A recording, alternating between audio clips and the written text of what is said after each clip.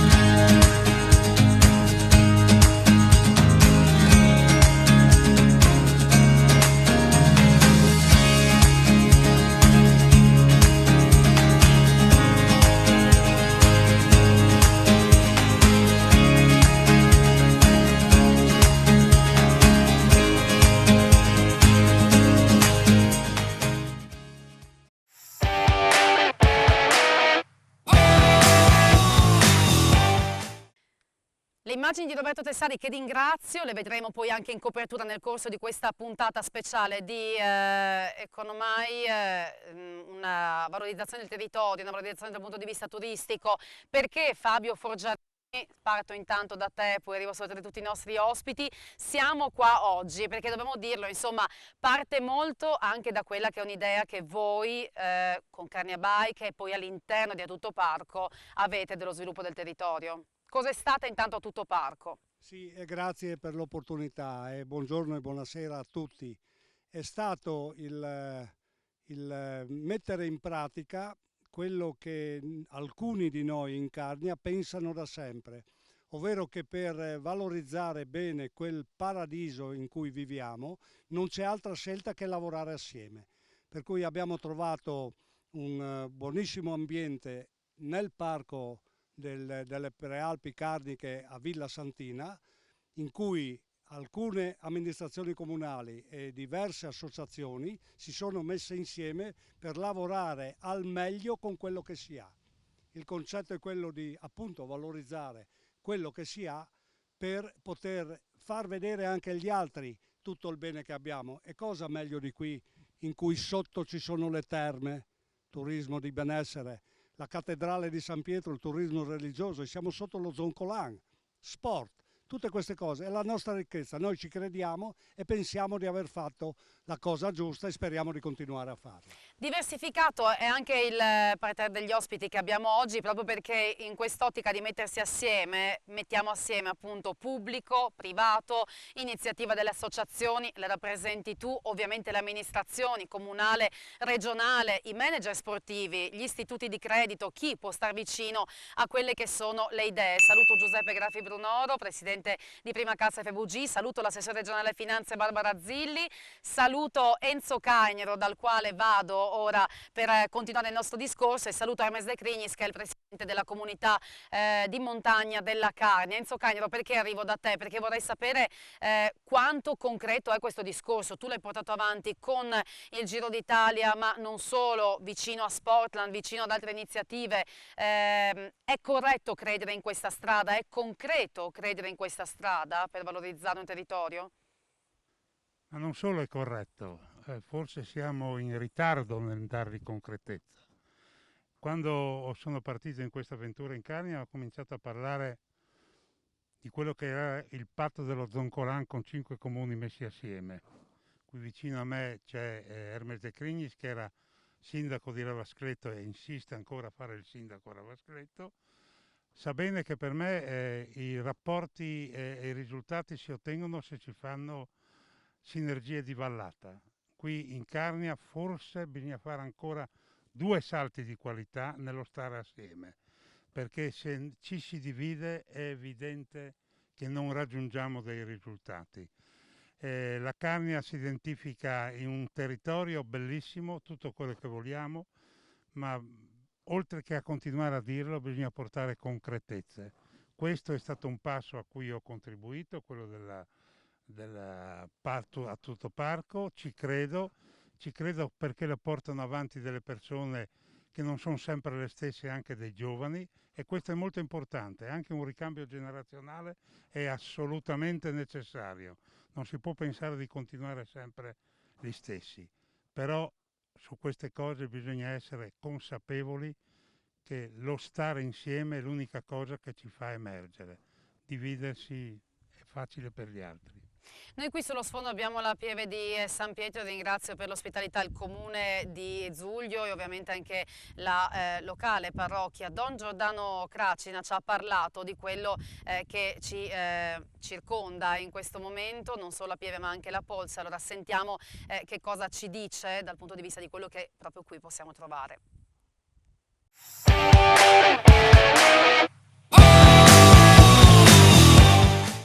Beh, io sono il prevosto di San Pietro già da 10 anni e direi che mi sta a cuore un po' la valorizzazione della Pieve, che è una sede vescovile. La gente viene sia per Zuglio Basso, nel senso vedere il museo e i resti archeologici, ma tutti sono attratti dal fascino, no, di questo colle dove dal IV secolo si è iniziato a realizzare un primo edificio che poi si è sviluppato nei secoli e che tuttora attrae pellegrini, visitatori da tutto il mondo.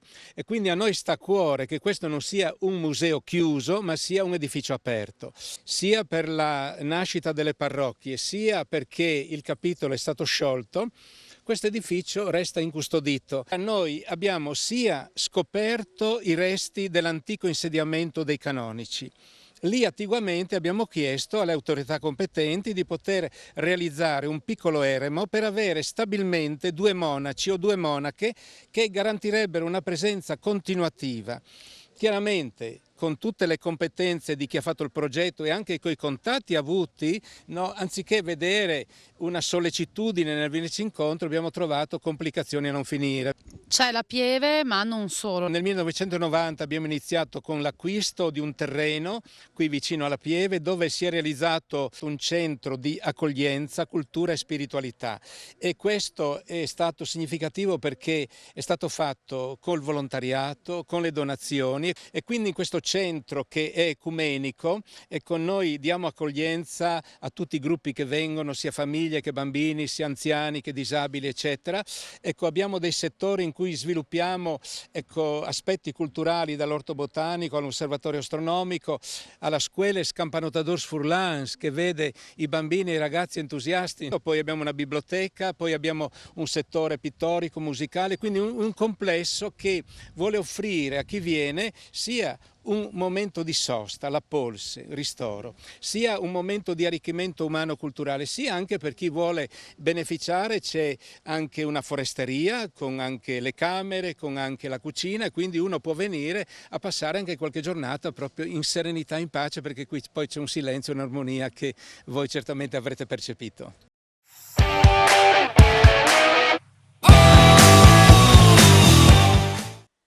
Insomma, valorizzare i luoghi vuol dire anche farli vivere. Don Giordano lancia questa idea per poter rendere fruibile, sempre aperta, la pieve di San Pietro in Carnia. Raccogliamo ovviamente il suo appello, era un modo anche appunto per ringraziarlo dell'ospitalità qui oggi, come dicevo. Mettersi assieme anche come comuni sarà ovviamente un qualcosa che andremo ad affrontare all'interno della comunità di montagna della Carnia, perché poi lo spunto che ha lanciato Enzo Cagnero relativamente al fare sinergia sarà una parte che andremo ad affrontare nel dettaglio nelle successive parti di trasmissione. Intanto chiedo a Hermes De Crignis, all'interno della comunità di montagna, come si sta ragionando sulle attività sportive, come si sta ragionando sulla valorizzazione turistica e mettendo assieme questi due settori?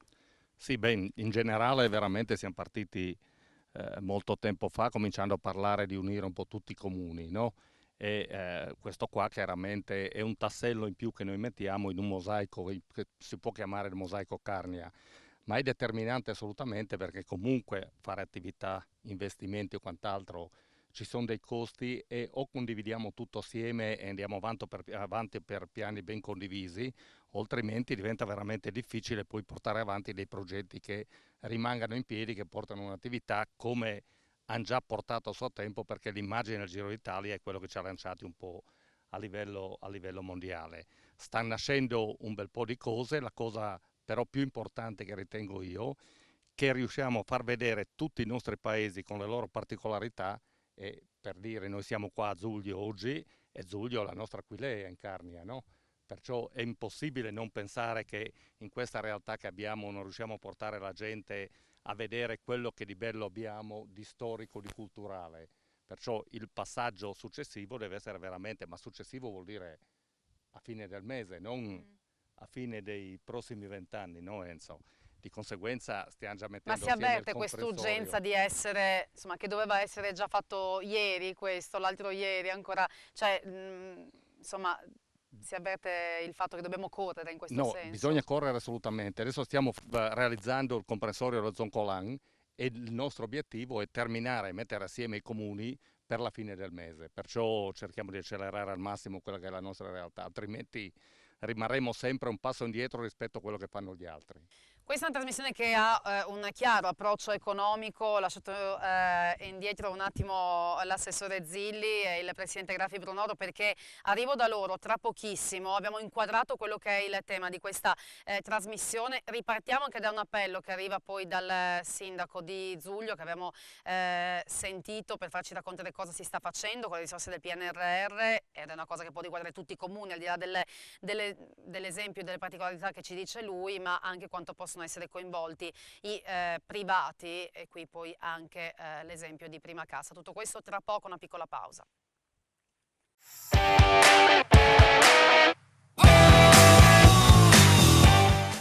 Bentrovati in questa puntata speciale di Economai FVG.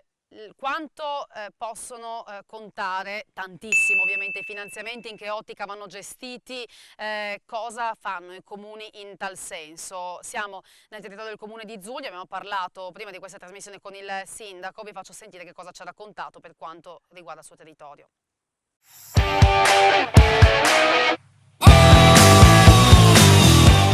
Noi abbiamo un museo archeologico e adesso abbiamo un contributo di 100.000 euro per rimodernare un po' il museo, perché ormai è 20 anni che è sempre lo stesso, abbiamo messo qualcosa dentro, però ora è di cambiare. Noi abbiamo tanti reperti nei magazzini e quindi vorremmo mostrare a tutti anche i reperti che abbiamo in magazzino, e quindi io penso che nel giro di 6-7 mesi riusciremo a fare questo rinnovo del museo. Altra cosa, la Regione ci ha dato un contributo di 1.200.000 euro per valorizzare il centro archeologico di Zuglio. Il nostro principio sarebbe quello che la gente che viene a visitare il museo, invece di fare un giro per il paese, per le case, deve avere la possibilità di entrare direttamente nel foro, nella scalinata vecchia dove i romani accedevano al foro. Ho saputo dalla sovrintendente che anche su mio sollecito hanno fatto richiesta come PNRR, anche loro hanno avuto 1.800.000 euro per mettere a posto sempre il foro, dovrebbero mettere a posto le coperture, la recintazione, più dopo noi dietro il municipio abbiamo un fabbricato paleocristiano, una chiesa, con quei soldi riusciamo a fare una parte nel foro, andremo anche a scoprire questa chiesa, restaurarla e metterla a posto perché la gente possa vederla. So che parlando invece dal punto di vista magari più paesaggistico, storico, volete realizzare anche o valorizzare una strada, una vecchia strada. Esatto, allora prima cosa adesso noi stiamo costruendo, abbiamo avuto sempre contributi dalla regione, e abbiamo fatto un anello di piste forestali che lei può partire da Giulio, va a Sezza e fa il giro in bicicletta o con quello che vuole, può andare sullo Zoncolan, nel Malga d'Ouda, quasi sotto, dopo si passa in Melete e si va sullo Zoncolan. E in più c'è il vecchio Sinterio che da Giulio andava a Sezza e dopo addirittura che da Sezza viene verso San Pietro e quindi anche lì daremo un bel contributo per valorizzare il nostro territorio. Dopo il Comune ha fatto tutto quello che poteva, adesso bisogna avere iniziative private di fare qualche albergo, qualcosa di nuovo per attrarre un po' la gente.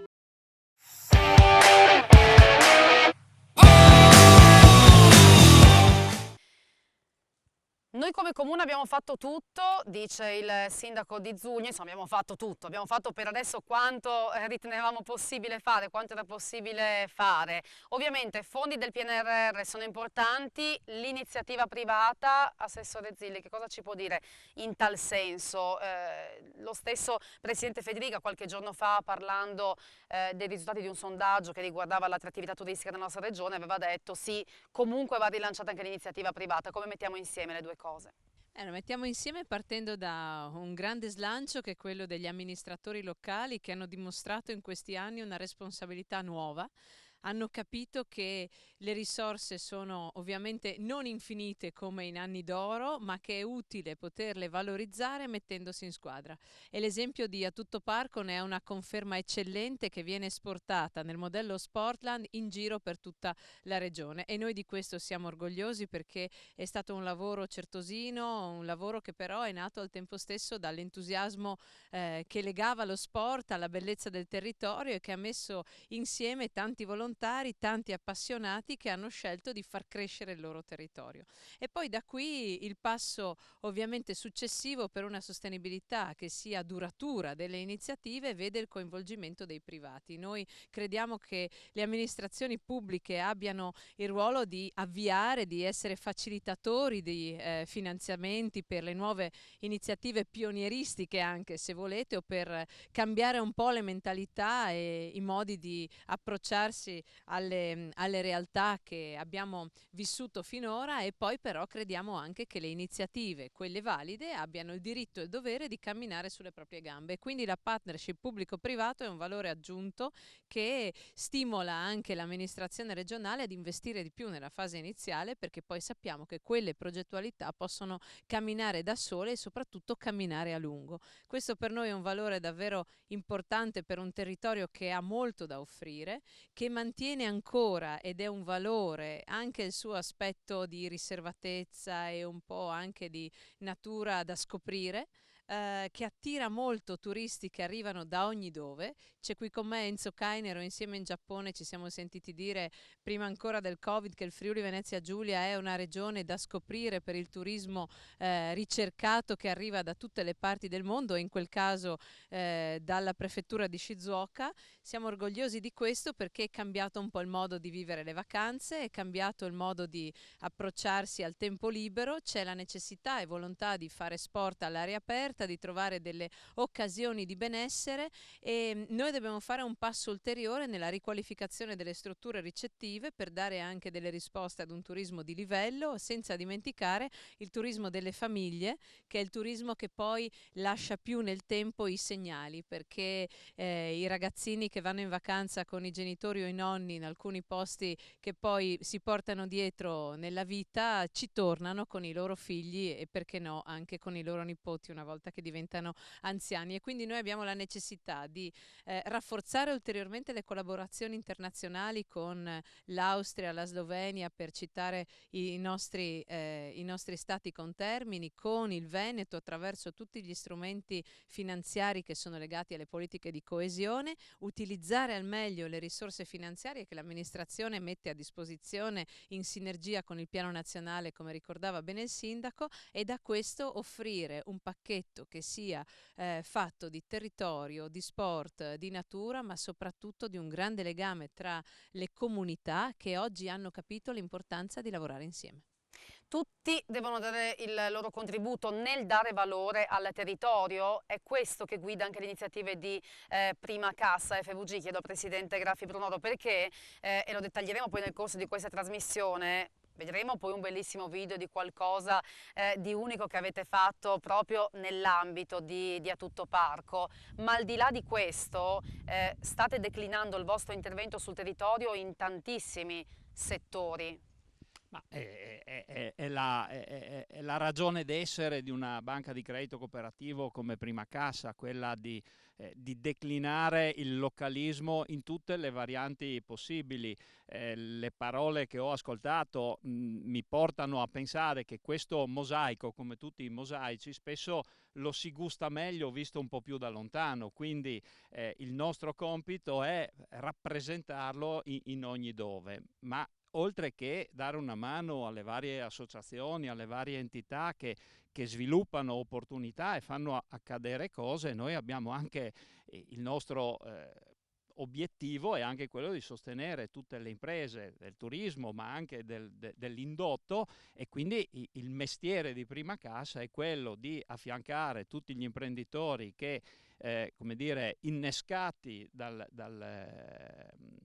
supporto dell'ente pubblico, poi si attivano per quelle che sono le loro attività. Noi ci siamo, Prima Casa è l'unica cassa di credito cooperativo della Carnia e quindi è nostro dovere, non c'è alternativa, ma è un grande piacere, insomma.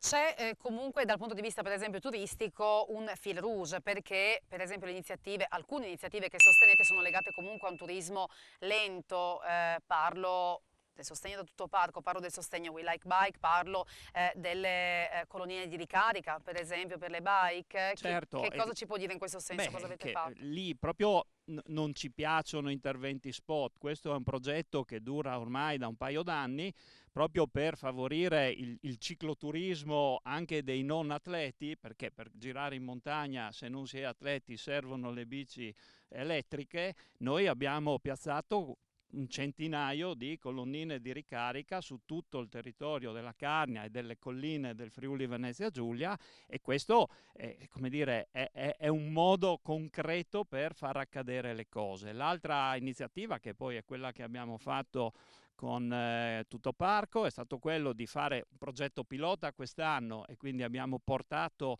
i dipendenti di tutte le banche di credito cooperativo del nostro gruppo a sfidare lo Zoncolan. Devo dire che la sfida è stata impegnativa, ma tutti sono arrivati in cima, ma adesso il prossimo anno vorremmo portare tutte, o quantomeno inviteremo tutte le banche di credito cooperativo d'Italia a sfidare lo Zoncolan. E qui con Fabio stiamo immaginando una 3 giorni che possa coinvolgerli e soprattutto, oltre che pedalare, fargli vedere tutto il resto delle cose importanti che abbiamo nella nostra regione. E gustarlo anche, perché poi vedremo bene le immagini di questa clip, poi la proponiamo. Quando il Presidente Graffi Brunoro usava la parola immaginare, guardavo Fabio Forgiarini, perché lui immagina ed è partito immaginando tanto e immagina ancora, e ne approfitto solo per andare a salutarlo, perché poi tra i suoi vari impegni e interessi ora ci deve lasciare.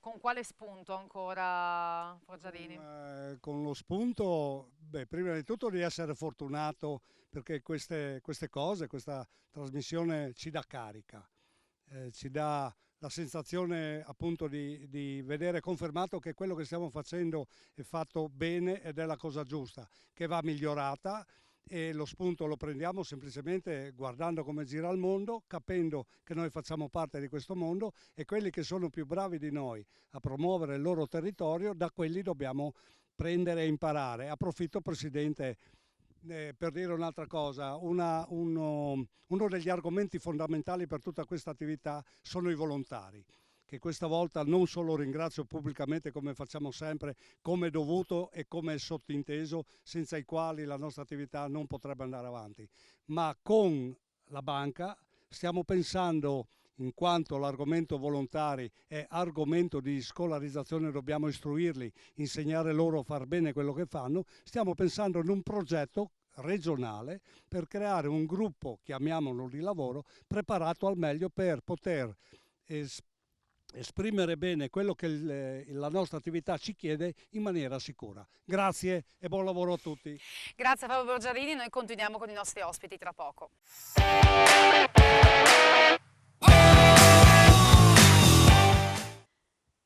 Bentornati Economai FVG, ancora insieme ai nostri ospiti qui dalla Pieve di San Pietro in Zuglio. Siamo in Carnia, il sindaco di Zuglio l'abbiamo sentito prima parlarci dei progetti che riguardano il suo territorio, ma lancia anche uno spunto che c'è utile per capire effettivamente da dove siamo partiti, ovvero questo mosaico, metafora cosa va prima il presidente Grafi Brunoro di Prima Cassa FVG, tante tessere da mettere assieme dove una può valorizzare l'altra.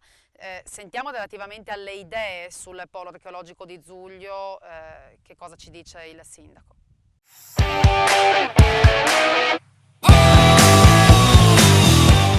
Io la prima cosa che in comunità montana ho chiesto, ci manca la cartellonistica, difatti tutti dicono con le fuori che si arriva a Udine e non si riesce a capire arrivare per Giulio. Io ho chiesto che la comunità montana faccia un progetto generale per valorizzare tutti i principali musei della Carnia, cioè metterli tutti in rete e che sia un unico gestore che gestisca un po' dappertutto, e i visitatori che vanno a Giulio devono andare a Ampezzo, devono andare a Timau, devono andare a Tolmezzo, e quindi abbiamo quel giro che a Giulio invece di 10.000 visitatori dovremmo averne 20.000, e così a Timau, così a Tolmezzo, così ad Ampezzo, così a Pesaro per il museo dell'orologio. E quindi io chiedo questo, e chiedo anche che i miei colleghi sindaci guardino Giulio come un esempio. Io ho detto sempre che Giulio è il terzo centro archeologico della provincia di Udine, e Giulio dovrebbe diventare per la Carnia l'Aquileia della Carnia, e quindi chiedo ai miei colleghi sindaci, ma anche al di fuori, la gente normale, di aiutare Giulio a valorizzare il suo patrimonio storico archeologico. Perché? Perché serve per i comuni turistici come Arta, come Tolmezzo, Paluccia, Sutrio, per dire andiamo a Giulio a vedere, che sono cose da vedere, e quindi la gente trova un qualcosa per ritornare e attrarre altre persone.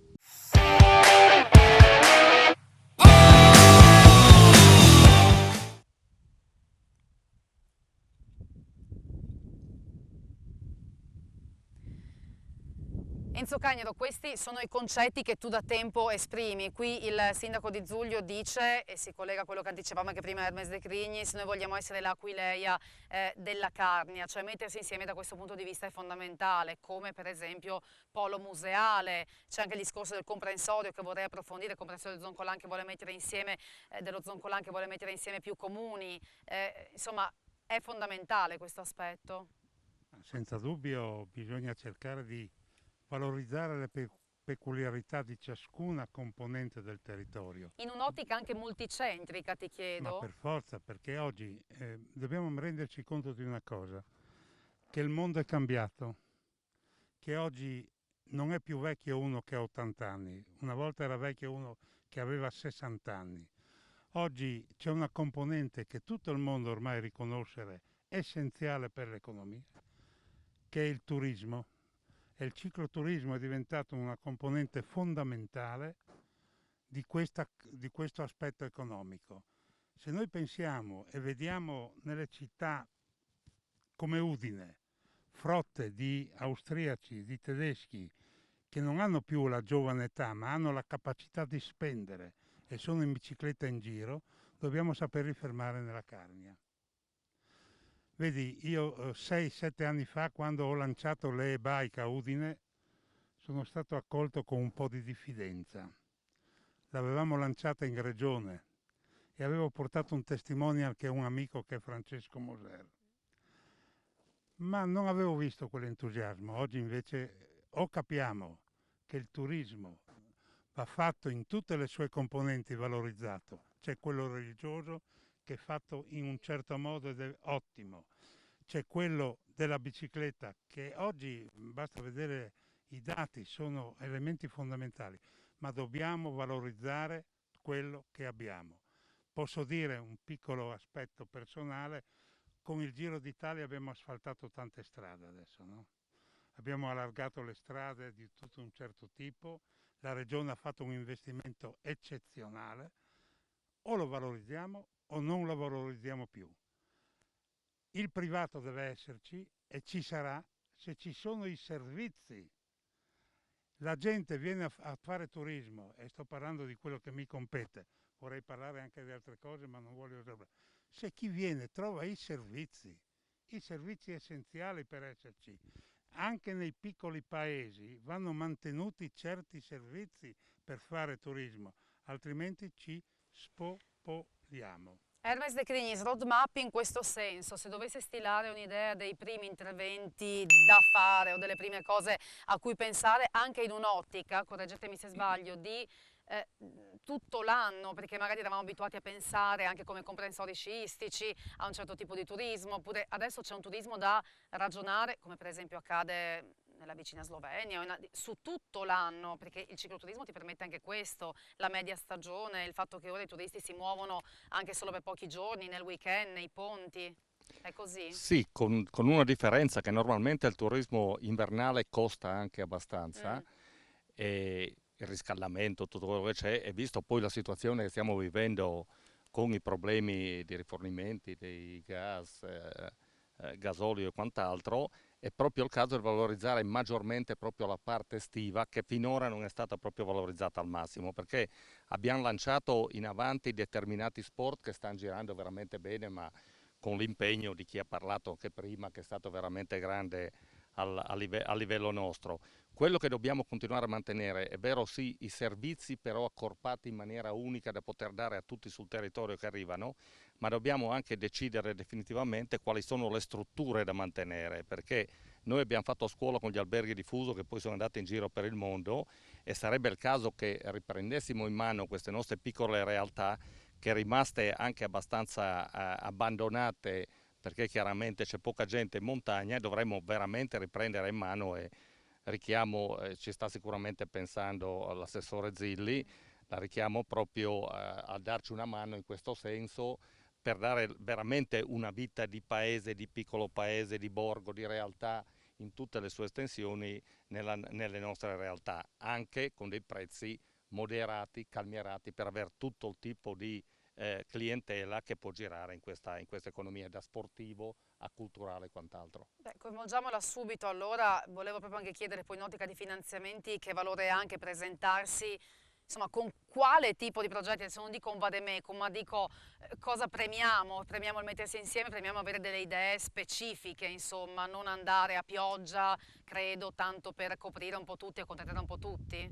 Sì, anzi, prima di tutto vorrei rincuorare il sindaco De Crignis, che sa bene come l'amministrazione regionale intende investire ulteriormente nel settore turistico delle aree periferiche della nostra regione, che hanno una valenza importante per attrarre questo turismo appunto lento, il turismo sportivo di cui abbiamo parlato. E su questo Sviluppo Impresa ha stabilito e ha inserito ulteriori canali di finanziamento che sono stati rinforzati nella recente bozza della legge di assestamento di bilancio, che verrà approvata dal Consiglio regionale la prossima settimana.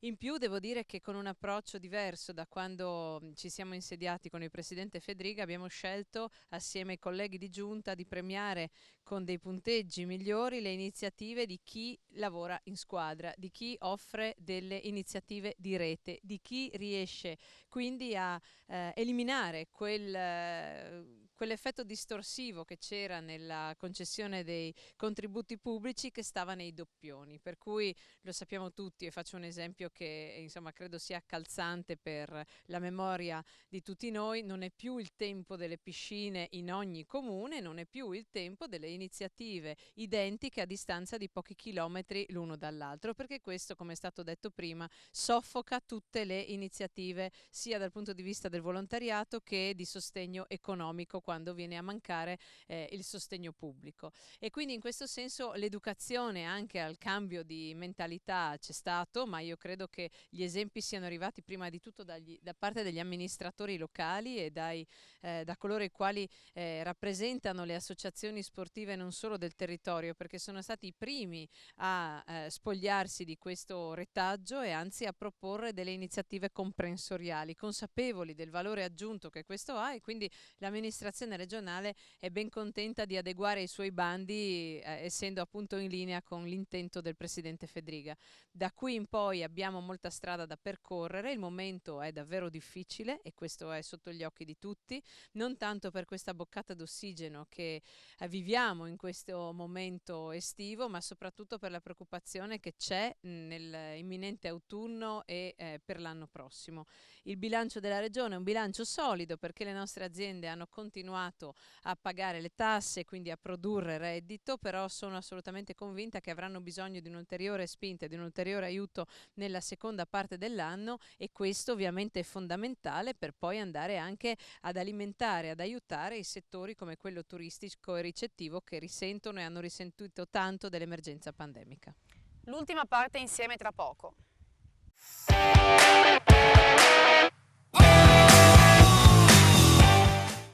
Fare rete è stata una parola chiave analizzata, l'abbiamo sentito prima con l'assessore Zilli, anche dal punto di vista dei finanziamenti. Tra l'altro, Presidente Graffi Brunoro, anche fra istituti di credito si fa rete, non c'è solo concorrenza, anzi fare rete premia. Ma insomma, le banche di credito cooperativo da sempre fanno rete fra di loro, hanno degli ambiti territoriali sufficientemente ben delimitati e quindi cercano di non pestarsi i piedi oltre misura, un pochino capita, e una delle iniziative che riteniamo vada anche a supporto di questo grande progetto che è un turismo ancora più sviluppato in tutta la nostra regione è proprio quello di renderla ancora più sicura. Abbiamo, assieme ad altre banche di credito cooperativo, abbiamo fornito una cinquantina di defibrillatori e soprattutto stiamo facendo decine e decine di corsi di formazione all'uso del defibrillatore e al primo soccorso, che significa avere un territorio adeguato ad affrontare, ci auguriamo, frotte di turisti che possono avere anche qualche problema di salute. Quindi questo, ma l'assessore diceva che ci aspettano tempi difficili, lo sappiamo, ci sarà sicuramente bisogno da parte delle banche di essere pazienti nei confronti di imprenditori che potrebbero avere qualche difficoltà e qualche tensione. Non ho dubbi a pensare che le banche di credito cooperativo, tutte insieme quando necessario per le dimensioni, saranno pronte anche ad affrontare questo tipo di complessità nei mesi a venire. Vi avevo promesso il video che racconta dell'esperienza sullo Zoncolà nell'ambito del Tuttoparco, della quale ci parlava prima il Presidente, allora godiamocelo.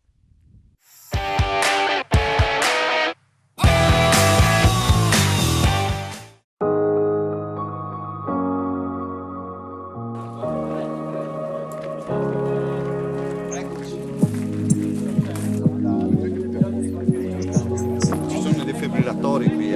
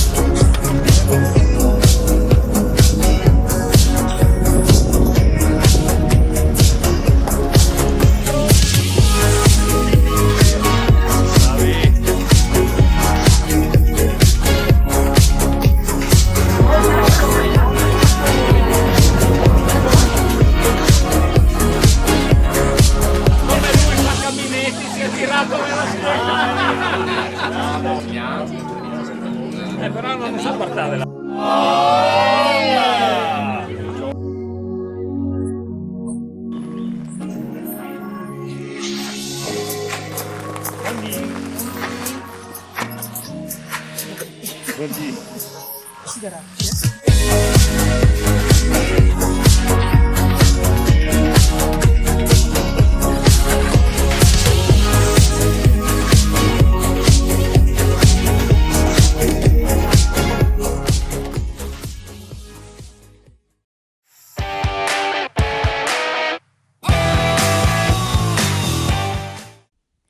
Spettacolare questa giornata vissuta sullo Zoncolan. Resto da lei per ricollegarmi a un appello che ha fatto prima il presidente della comunità di montagna della Carnia, De Crignis, dicendo di guardare i piccoli centri, perché prima, giustamente, quando parlavamo prima della trasmissione di quello che fate, le dicevo ok, in ambito turistico, ma ci sono delle iniziative anche non direttamente turistiche che però possono dare valore al territorio, per esempio dare supporto alle persone con scarsa disponibilità alla mobilità. Ecco, questo nei piccoli centri può essere effettivamente declinato, può dare valore a un territorio.